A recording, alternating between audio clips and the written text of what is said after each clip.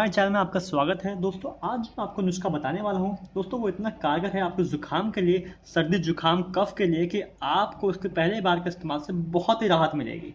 दोस्तों आज जो मैं आपको टिप बताने वाला हूँ बहुत ही कारगर है और इसका कोई नुकसान नहीं है, कोई साइड इफेक्ट नहीं, तो आप बेफिक्र होकर आप इसे इस्तेमाल कर सकते हैं। बस आपको इस तरीके से जैसे मैंने बताया वैसे आजमाना है, तो आपको अपने जुकाम में, सर्दी कफ में, जुकाम में बहुत राहत मिलेगी और आप खुल के सांस ले पाएंगे।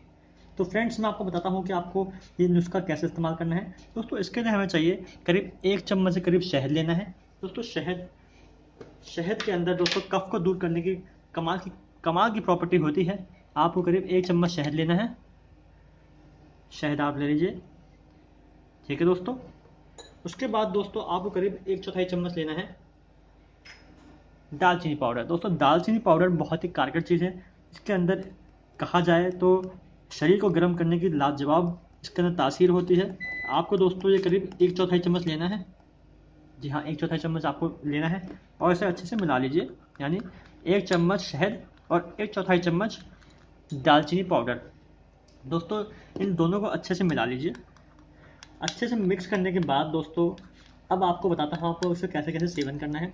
दोस्तों सर्दी जुकाम में आपको इसको बहुत राहत मिलेगी। आपको अच्छे से मिलाने के बाद इस पाउडर को दिन में 3 बार इसे सेवन करना है।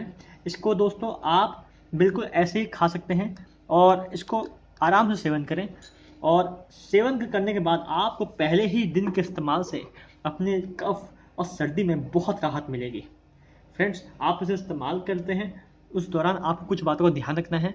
वो ये है कि बहुत ज़्यादा ठंडी चीज़ों का प्रयोग ना करें। बहुत ज़्यादा ठंडी चीज़ें जो होती हैं उससे बचें और गर्म चीज़ों का सेवन करें, जैसे कॉफ़ी, सूप, ये सब चीज़ें आप सेवन करें।